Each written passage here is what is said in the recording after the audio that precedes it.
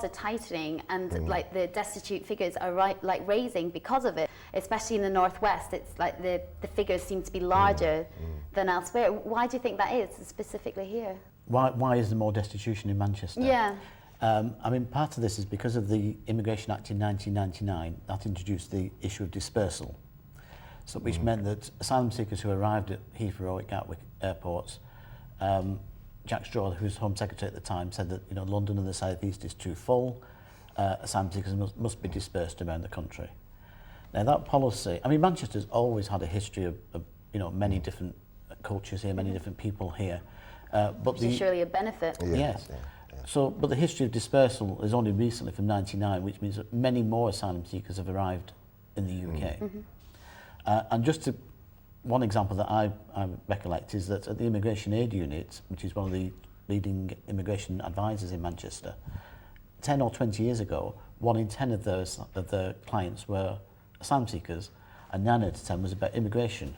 And now that's reversed. 9 out of 10 are asylum, and only 1 out of 10 is immigration. So, it shows the reasons dispersal has increased the numbers of people arriving in the city. Also, since 2002, when Beverly Hughes, who was the immigration minister at the time, withdrew the right to work for asylum seekers. Right. And that is why asylum seekers who previously were permitted to work had that right taken away from them, a right which had been going on for nearly 20 years previously. So you've got many more asylum seekers who now are not allowed to work, who become destitute. What was her reasoning for taking? I mean, the reasoning behind it was simply that asylum cases will be heard much more quickly, therefore people don't need to have this right to work, and the case will be heard within 6 months, and if it's not, after 6 months they will either be given the right to work because they've become refugees, or they will be removed from the country. But that this hasn't happened in practice at all. And what has happened in practice is that many more people are destitute and on the streets. Sure. What can these people do? I mean, where can they go? Well, just a bit more on the work side. Yeah, this is the thing that so many people refugee people say, I don't understand this. Why can't I work? Because they come from countries where if you don't work, you don't live, you don't eat. So everyone expects to work, has a history, has a culture of work. And when they're told you're not allowed to work, you have to have these benefits, and the benefits are less than the state benefits to people who are claiming benefits in England. Then they're told that you're taking benefits and you're a scrounger, and it is like being in a vice. It's catch-22. And it means they have to sit at home and do nothing. And they don't want to do nothing. They want to be out helping and doing jobs. And that's why many do voluntary work. It makes me so upset, honestly, that this is happening in our city. How many years, 100 to 150 years ago, we had laws and we had destitution, poor laws. People starving on the streets, living on the streets with their families. And there was an outcry and they said, no, this is not right. And it has been brought back in the 21st century. And there is no need for it. Where the people go, Tony may know more, I think he knows more about the detail of this, but there are so many tragic stories, honestly, Kerry, you would not believe, A man recently, frostbite, he got frostbite living on the streets in Manchester. We don't live in Siberia, And then what happens, he has to go to hospital and he has to have this help and that help, and then afterwards they throw him back on the streets again. This is very, very crazy and very, very cruel. It certainly is.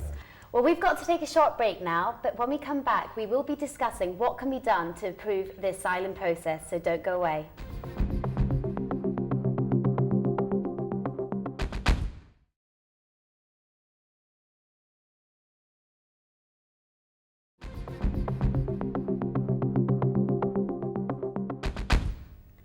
Welcome back to Gloves Off. Today we're discussing the asylum process with Mark Krantz, Tony Openshaw and Mansour Hassan. Mark, if I can start with you. Other European countries, in comparison, is Britain being too soft? Are we dealing with the process better? What's your opinion? I think we have to distinguish between the British government, who are trying to be horrible, harder, against asylum seekers. They want to send a message to the world, asylum seekers are not welcome here. However, in Britain, we have a very integrated, a very multicultural society, probably more than some other places like France or Holland. We live very, very much together as communities. And because of this, many refugee people seeking asylum are accepted by communities and are welcomed. And I think that, you know, the government message and much of the media portrayal is one side, but the other side is the growing number of people who say these people are just, they're human, they have blood, they have children, they are just like us, leave them alone. And we have many examples, and I know from the Northwest where we're based, of great compassion by local people to people who are refugees and asylum seekers. Certainly. So in comparison to Europe, is that better? There is a practical reason for that, because mostly countries where people are coming from due to persecutions, they were British colonies. Yeah. And that's why they have more ties. They have more people in this country who they know, and they can get through here. Obviously, they are not planning to go particularly UK, but it is because they know the route of UK more better than other countries. So that's why they are coming here. So from when you were in Pakistan to now, do you view Britain differently? Is it what you expected when you've come to Britain? No, it is a little bit different, because it is not only me. Everyone who is coming to seek asylum in different countries, their hopes were very high. They were thinking that we are persecuted here, and we are going to other countries, and we will be welcomed there, and we will be relieved. But it was a dream anyway, because when we come in different countries and even in UK, we were asked to produce all the evidences which we don't have. And asylum seeker is asylum seeker. He is not, he can't engineer different things.